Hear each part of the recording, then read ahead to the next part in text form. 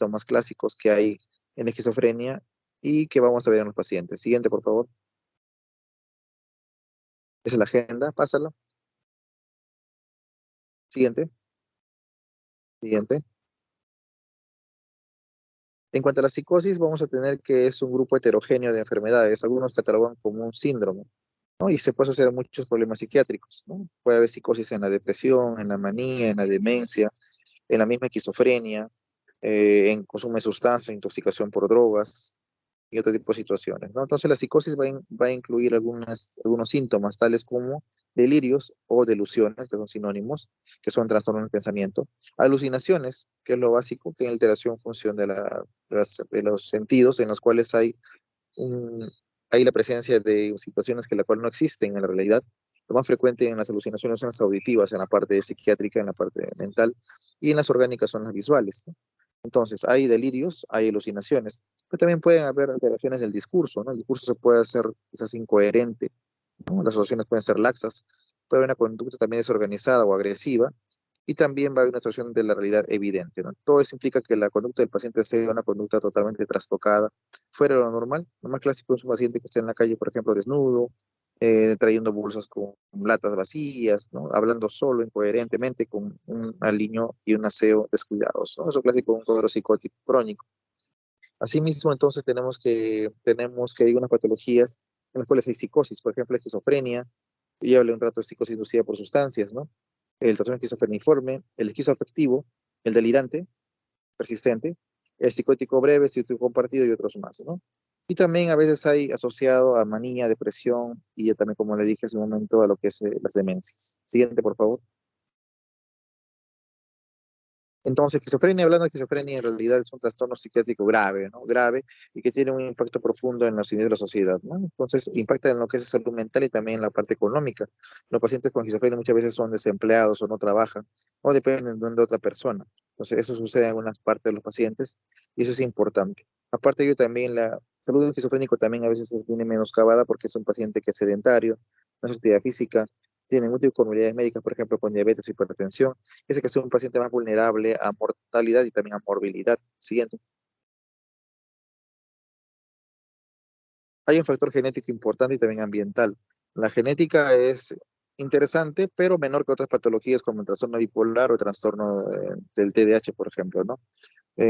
Hay algunas asociaciones entre enfermedad de primer grado y porcentajes de lo que es el riesgo de que tenga un hijo esquizofrénico, ¿no? Que se va a sumar más cuando ambos padres son esquizofrénicos o cuando a veces son gemelos monocigóticos. Siguiente. Hay factores ambientales, ¿no? Evidentemente, algunos hablan de que existen algunos factores beneficiosos en el embarazo que pueden generar mayor riesgo de esquizofrenia. Y la prevalencia clásicamente se conocía como el 1% de la población general, aunque algunos estudios dicen que es un poco mayor.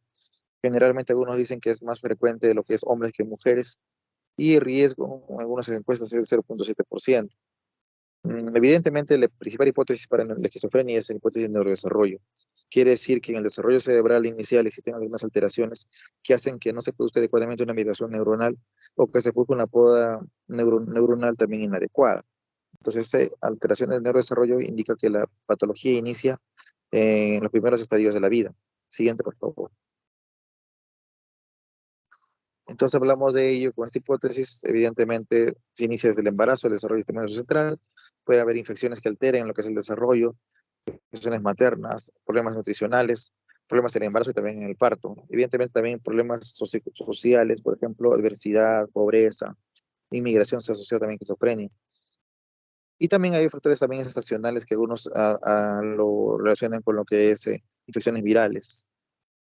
También hay indicios de que el consumo de drogas en la adolescencia puede disparar un cuadro de psicosis, más asociado a esto la cual es la marihuana. Pero también hay situaciones tipo epilepsia o TEC, moderados severos, infecciones graves que están relacionadas con un aumento de riesgo para el desarrollo de psicosis, en especial esquizofrenia. Sigue, por favor. Sigue. Si vamos a hablar de lo que es neurotransmisores en esquizofrenia, vamos a hablar principalmente de dopamina. La dopamina tiene varias vías en el cerebro, algunos dicen que cuatro, dicen que cinco, y se relaciona mucho con algunas funciones, ¿no? Función motora, lo que es el placer, lo que es la parte motivacional. Y las cuatro vías son las principales que vamos a ver. Y en esas vías están relacionadas también con la parte psicótica. Sigue, por favor. Entonces tenemos algunas vías en las cuales están relacionadas con los síntomas positivos de la enfermedad. Síntomas positivos tales como alucinaciones y delusiones, ¿no? Y esta vía mesolímbica es una vía que está relacionada con ello. Por lo tanto, algunos fármacos actúan sobre vía mesolímbica, sobre dopamina, y bloquean esta vía y hacen que los síntomas positivos también disminuyan. Siguiente.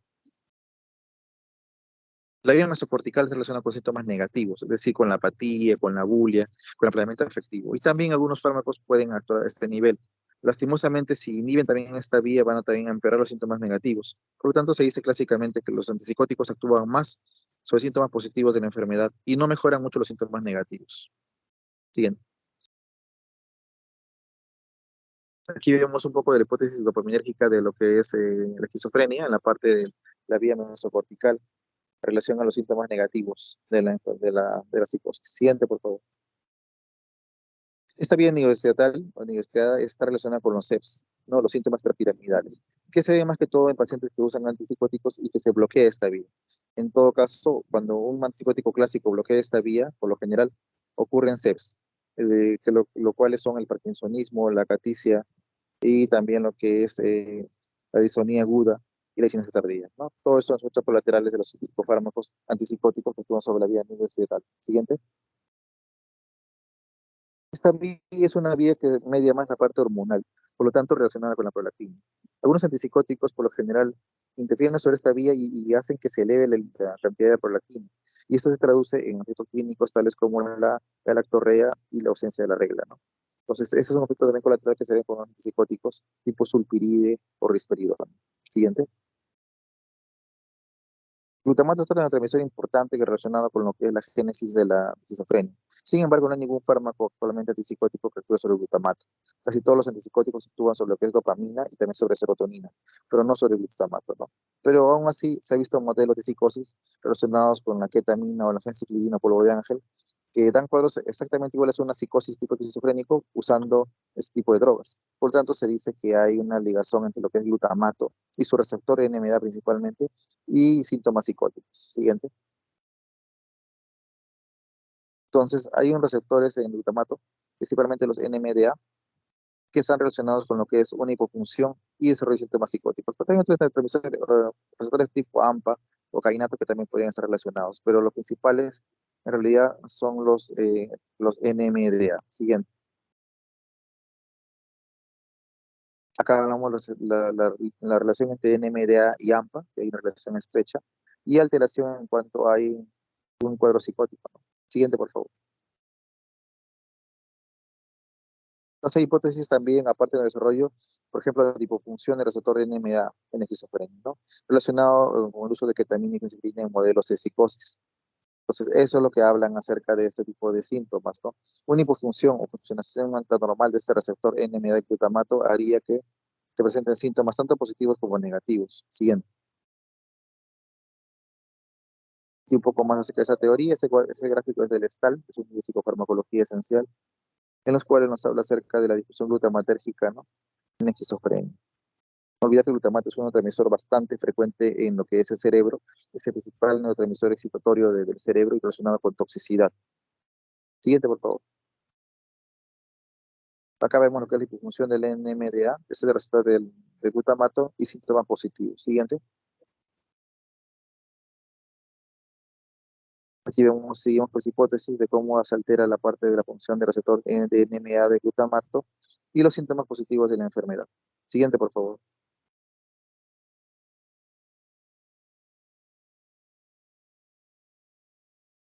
Eh, Siguiente diapositiva, por favor.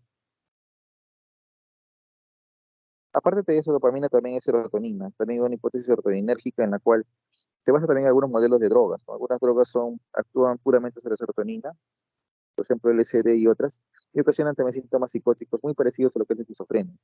Eso también se relaciona con unos fármacos antipsicóticos que también tienen su ligación en los receptores de serotonina. Siguiente, por favor. Y acá algunas vías, ¿no? Relacionadas con lo que son ambos neurotransmisores, ¿no? Que relacionan lo que es el triptófano, la serotonina y también la parte del glutamato. Eso también es importante. Y también la parte de la célula microglial que también está relacionada con lo que son las psicosis. Siguiente, por favor. Igual, vamos a tener en cuenta que algunos antipsicóticos, más que todo de segunda generación, se relacionan con lo que es receptores de serotonina, ¿no? Por ejemplo, el tipo 2A.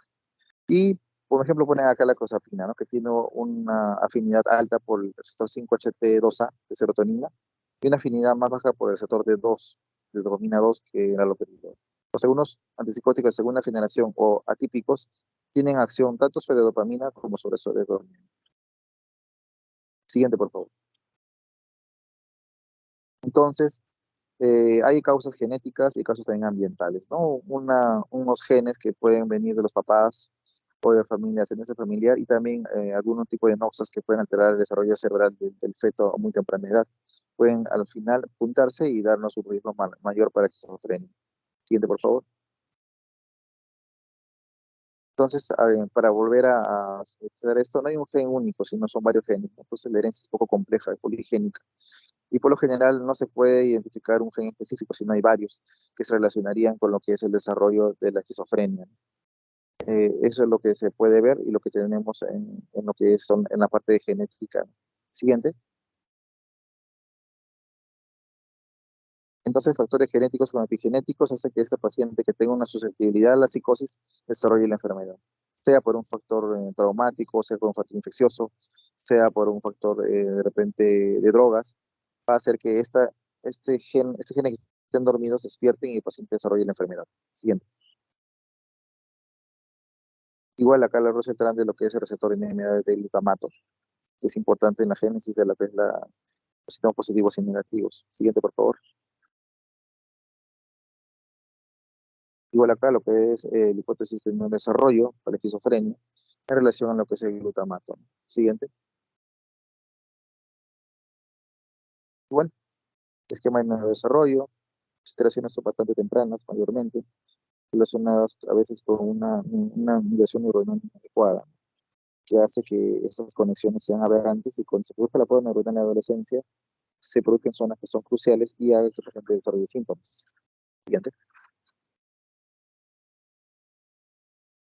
Bueno, síntomas hablados de síntomas positivos y negativos, ¿no? Es lo principal que se cataloga. Algunos hablan de afectivos, cognitivos y otros más, pero si vamos a hacer algo simple, queremos diferenciar síntomas positivos y síntomas negativos.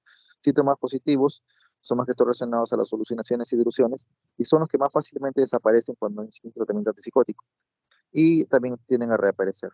Los síntomas negativos son más difíciles de desaparecer y tienden a ser más crónicos. Eso es lo que hay que tratar de entender. ¿Cuáles son los síntomas positivos, cuáles son los negativos y cómo responden al tratamiento antipsicótico? Siguiente. El episodio suele aparecer en la adolescencia.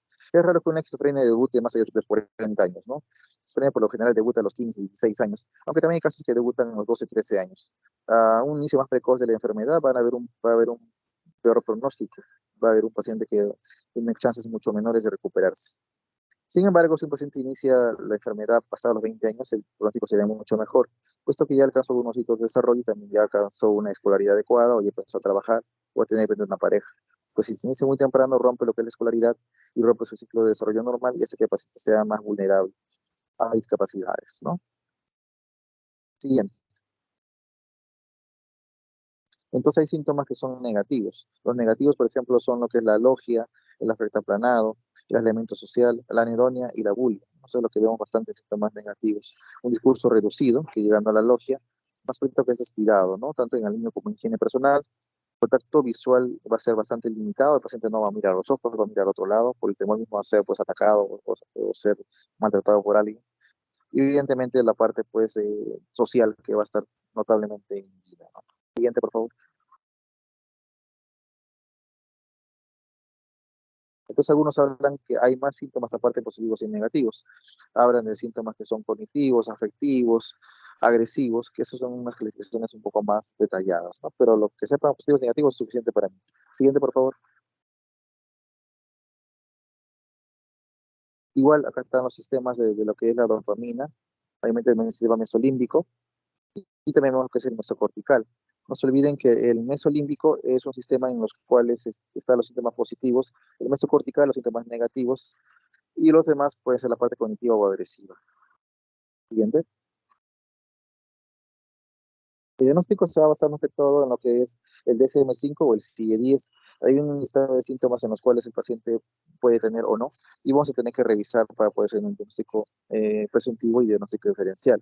Entonces, básicamente, el diagnóstico es por criterios diagnósticos. No se basa en un examen de imágenes o en una prueba sanguínea, simplemente en lo que vamos a encontrar en el examen clínico y en lo que es los síntomas que nos va a relatar la persona, ¿no?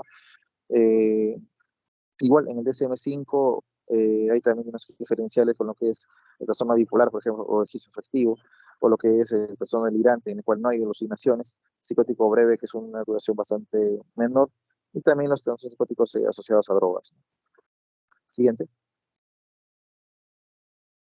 Aquí tenemos teniendo diagnósticos de la esquizofrenia según DSM-5. Importante el cuadro de abajo, ¿no? Vemos la duración. Según el DSM-5, para que haya estos síntomas y diagnostiquen esquizofrenia, tiene que pasar más de 6 meses. En cambio, en el CIE-10 tiene que pasar más de 30 días.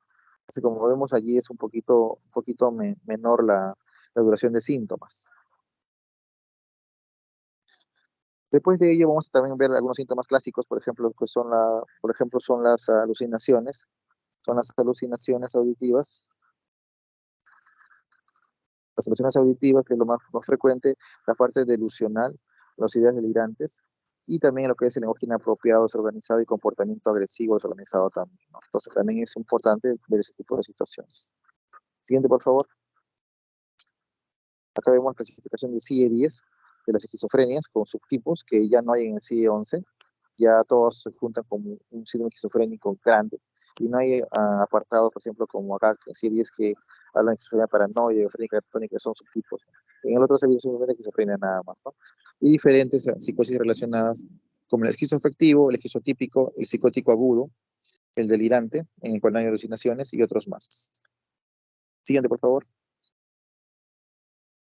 Tratamiento mayormente psicofarmacológico, pero también hay tratamiento en la parte psicosocial, ¿no? No debe descuidarse también la parte psicoterapéutica porque ellos requieren muchas veces soporte familiar, psicoeducación y otro tipo de manejos. Pero la parte más robusta, más sólida es la parte farmacológica, que se ha demostrado que es efectiva en reducción de síntomas más que todo, ¿no? Desde el primer antipsicótico que se creó que fue la clorpromacina, hasta los últimos, ¿no? Que me parece que es la cariprazina, o la pimavanserina, que son fármacos antipsicóticos, los cuales van a generar reducción de síntomas mayormente de los positivos. Los negativos también hay reducción en algunos fármacos, pero no es tan fuerte como los síntomas positivos para la reducción. Siguiente, por favor.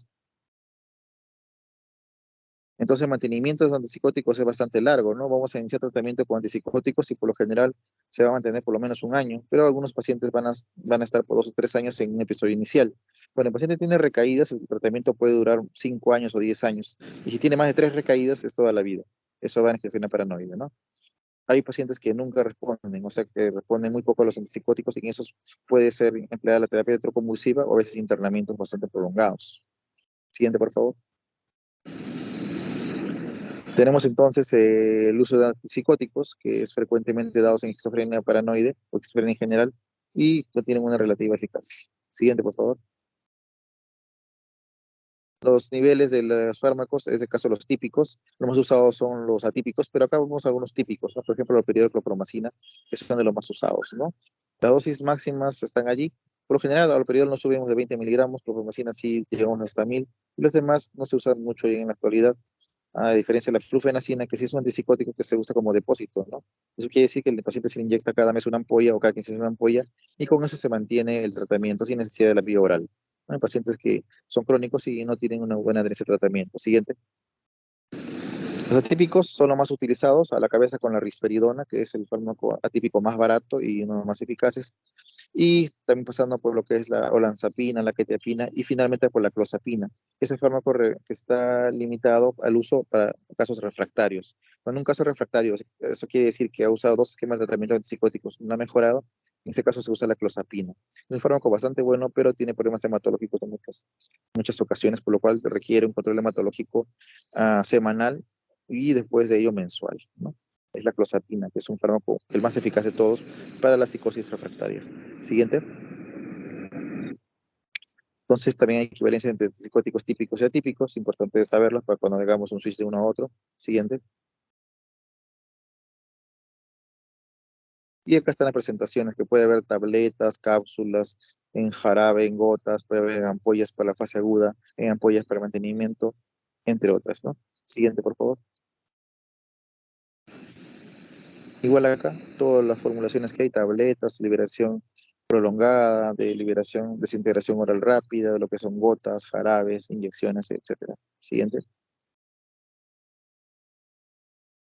Y acá igual vamos a ver, ¿no? Lo que hablamos un momento de de la farmacoterapia, que tiene que asociarse a un esquema psicológico también, para que haya una mayor mejora en ese tratamiento y el paciente mejore, ¿no? En cuanto a eso, sería la TCC, la más indicada en cuanto a psicoterapias. Siguiente.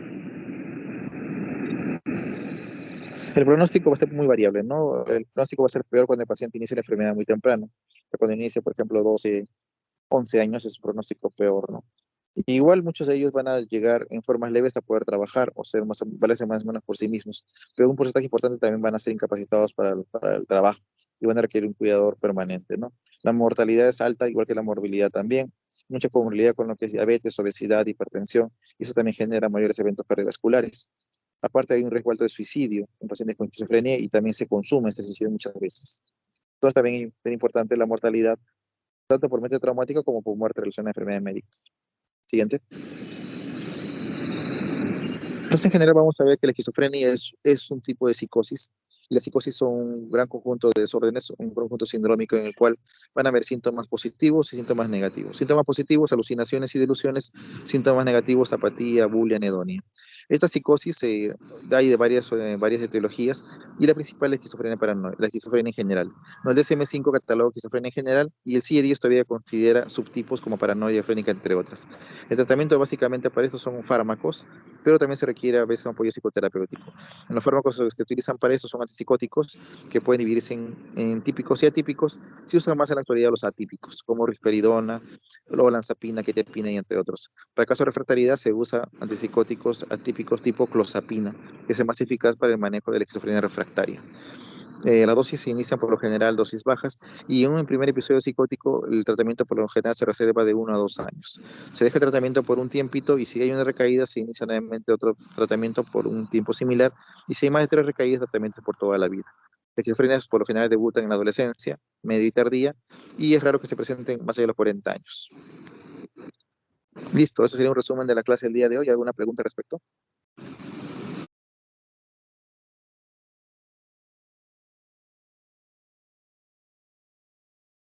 Doctor, la acaticia lo presentan estos pacientes, pero es debido al uso de los antipsicóticos. ¿Solo por eso o también Sí, pueden presentar? la caticia por lo general se produce por efectos de los antipsicóticos. Se puede dar tanto en típicos como en atípicos. Es un efecto en el cual hay una intranquilidad motor, el paciente no puede estar sentado y puede ser bastante angustiante, ¿no? Es generalmente con los típicos, pero también algunos atípicos como aripiprazol pueden generar caticia. El tratamiento para eso es el propranolol de 20 miligramos a 120 miligramos, ¿no? Y con eso el cuadro de la caticia remite. Es un efecto, es un síntoma extrapiramidal, entre los cuatro principales, ¿no? Distonía aguda, caticia, parkinsonismo y cinesia tardía. ¿Alguna otra pregunta? Doctor, en cuanto al tratamiento, en cuanto a la dosificación, digo, de los fármacos típicos, menciona que no es de primera elección, es lo que entendí, pero en todo caso, ¿en qué caso se usaría fármacos típicos? Típico se utiliza más que todo para casos de emergencia. Te un paciente con una agitación psicomotriz, lo que tienes que hacer es inyectar aloperidol, que es lo más efectivo que hay. Entonces, en este caso, inyectas aloperidol, digamos, pues, dependiendo del peso, media ampolla 5 miligramos o una ampolla entera, y lo puedes ir observando, ¿no? Si ves que está muy agitado, puedes inyectar cada 8 horas, o si está moderado, cada 12 horas. Con ese medicamento lo manejas por un par de días o 3 días hasta bajar la agresividad. Y luego ya inicias un antipsicótico atípico como risperidona, por ejemplo, mitad de la noche 2 miligramos y vas poco a poco titulándolo. Manejo más que todo en situaciones de agudas o de agresividad o de emergencias psiquiátricas, de psicosis, con aloperidol, que es un típico, ¿no? También puedes manejar aloperidol, por ejemplo, en gotas, en niños y también en adultos mayores. Puedes utilizar con dosis bajas, también, por ejemplo, 5 gotitas en la noche, para el manejo de cuadros de agresividad más que todo, ¿no? Pero como lo digo, por lo general, los antipsicóticos típicos ya no se usan mucho, salvo casos de emergencia o de manejo de situaciones agudas, y se prefiere más el uso de los atípicos. Por el riesgo del uso de los típicos puede llevar a largo plazo a la discinesia tardía, que es un efecto pues, iatrogénico que no hay una cura para ello. Entonces el paciente inicia con esos movimientos y nunca los va a dejar de tener. y por eso ese riesgo está más relacionado con los típicos que con los atípicos, ¿no? Con los atípicos es más riesgo la parte metabólica, ¿no? Que el paciente se engorde, otro tipo de cosas, ¿no? Que haga diabetes, que haga obesidad y otro tipo de situaciones. ¿Alguna otra pregunta? Doctor, estuve leyendo un poco acerca de la historia de la enfermedad de la esquizofrenia y he visto que existe, bueno, en la etapa premórbida hay eh, pocas manifestaciones clínicas, ¿no? Y, por ejemplo, Ujú. si hay un paciente con carga genética, ¿no? Padres tal vez con esquizofrenia, ¿hay forma de que este paciente en la niñez o adolescencia se pueda controlar o evitar, ¿no? Que el cuadro empeore en su adultez? Realmente no hay un tratamiento profiláctico, pero sí hay algunos síntomas prodrómicos que aparecen antes de los síntomas positivos, ¿no? Se dice que hay más aislamiento, el paciente se pone menos sociable, descuida su aseo, se ve como a veces como medio deprimido al inicio, y después de unos meses de esa fase prodrómica aparecen los síntomas positivos, ¿no? Entonces habría que, un paciente que tenga gran riesgo de eso, familiar con esquizofrenia, hacer una observación cercana a su conducta, ¿no? Y si vemos que ya empieza a ser un poco más aislado, que empieza a dejar de bañarse, que empieza a estar un poco más desconfiado, y ahí ya iniciar inmediatamente el tratamiento, ¿no? Porque a medida que nos demoramos en tratar el problema puede haber una recuperación parcial o una recuperación completa, pero con un profiláctico que desarrolle síntomas no hay, no hay, solamente observar tempranamente y ver algunas características que nos puedan llamar la atención, iniciar tratamiento más precozmente cuando aparezcan los síntomas, ¿no? Pero profilácticamente no hay muchas cosas más que hacer. Y también obviamente evitar que el paciente pues se drogue, ¿no? Si tiene antecedentes familiares de esquizofrenia, evidentemente vamos a aconsejar que use marihuana, ¿no? Que es un disparador conocido de psicosis y otro tipo de situaciones que puedan conllevar a que pueda tener más riesgo de que presente la enfermedad. ¿Alguna pregunta? Sí, doctor, una pregunta en función a las causas, habló de por ejemplo, la función de la serotonina Ya. y no sé si existe un fármaco porque solamente, creo que eso tiene una diapositiva que dice que los fármacos normalmente son dopaminérgicos, actúan, pero en el caso de la serotonina, ¿existe algún Claro, fármaco? hay varios, por ejemplo, los atípicos como risperidona, olanzapina, quetiapina, misma clozapina, tienen acción sobre lo que es el receptor de serotonina, la 582A. Entonces sí actúan sobre serotonina y dopamina. Ahora, serotonina puro solamente está en la pimavanserin, pero fueron probados solamente para psicosis en Parkinson, pero es un serotoninérgico puro, ¿no? Pero los atípicos más que todos son combinados, ¿no? Antagonistas de lo que es dopamina y también serotonina. Y los típicos, más que todos, son antagonistas dopaminérgicos, ¿no? Solamente actúan a ese nivel. ¿Otra Ok, pregunta? gracias. Listo, creo que no hay más preguntas. Voy a dejar las tareas más tardecito. Pasen su historia clínica y ya nos vemos la próxima semana. Cuídense, chicos, hasta luego. Gracias, doctor.